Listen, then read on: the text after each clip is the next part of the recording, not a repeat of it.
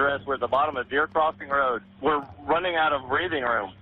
Okay, if you can, I need you to go up, if you can get on the roof of your residence.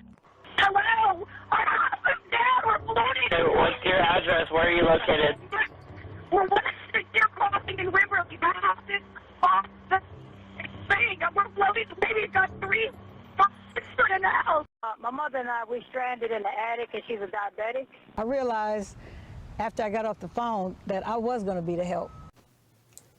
Natural disasters are naturally occurring events that cause injury, death, damage to the earth and its property. Some natural disasters include hurricanes, tornadoes, earthquakes, and tsunamis. They can range from being so minor that there is no damage and no one can feel them, to devastating, ruining lives, buildings, and much more.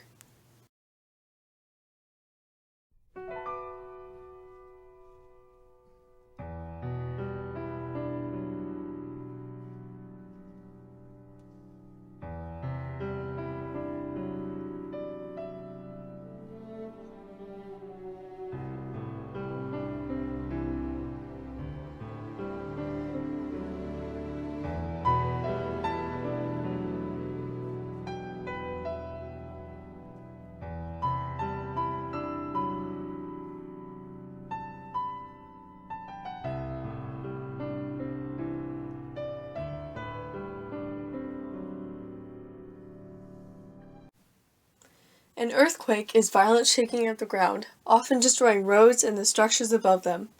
Tsunamis are large, forceful waves that are the result of earthquakes. On March 11, 2011, a 9.0 magnitude scale earthquake occurred off the coast of Honshu, Japan. 15,894 people died. It left 6,152 people injured and 228,863 people displaced. More than 500,000 buildings and homes were destroyed. Several nuclear reactors were badly damaged and it harmed nearby populations. The greatest height the tsunami reached was 20 feet tall. This is the most disastrous storm recorded in Japan history. A hurricane is a storm in the form of a cyclone with high winds, usually 74 miles an hour or higher. During August 23, 2005 to August 31, 2005, Katrina hit the East Coast. This affected Alabama, Florida, Georgia, Kentucky, Louisiana, Mississippi, and Ohio. This was a Category 5 hurricane. Levees in New Orleans were meant to prevent up to a Category 3 hurricane, but Katrina was a Category 5. The damage cost totaled at $108 billion. 1,833 people died, and this was a total from all states including Alabama, Florida, Georgia, Louisiana, and Mississippi. 80% of New Orleans had flooded. This is the costliest storm in U.S. natural disaster history. In some parts of New Orleans, water was about 20 feet high.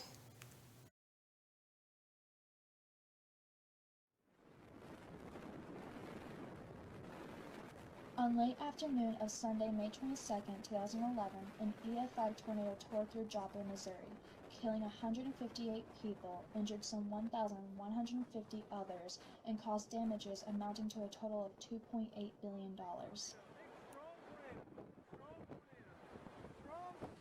The tornado touched down at 5:41 p.m., 24 minutes after a warning was placed.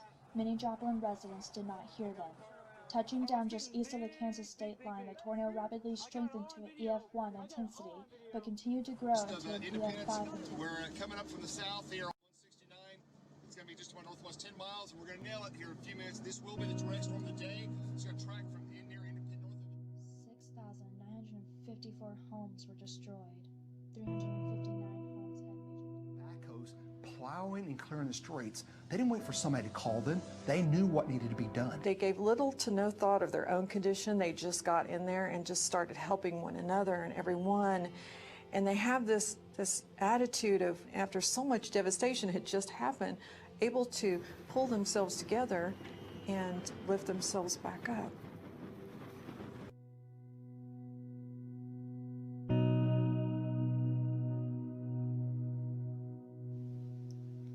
In El Reno, Oklahoma, an EF3 tornado occurred.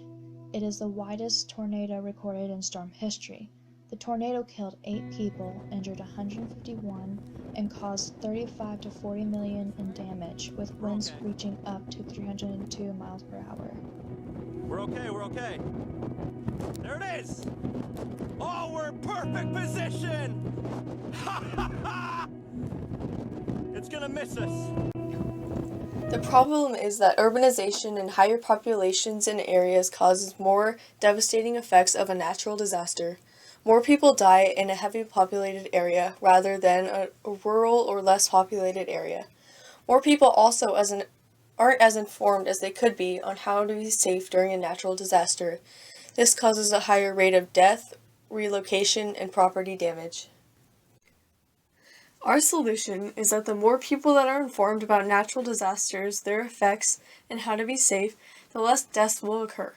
In urban areas with more people, it is important to have people set up escape routes, shelter locations, and where they can access food and water. This way, more people can be prepared and safe. Escape routes include places away from danger, like away from tall buildings and away from the heart of the storm.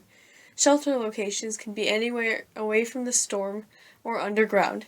They will have to have hard walls that can sustain its shape without falling down or hurting anyone.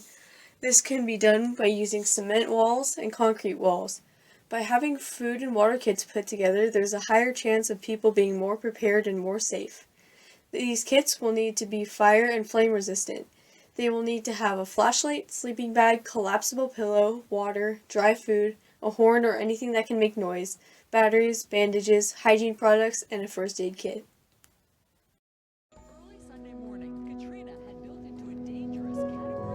To conclude, many people around the world lose their homes and lives because of natural disasters.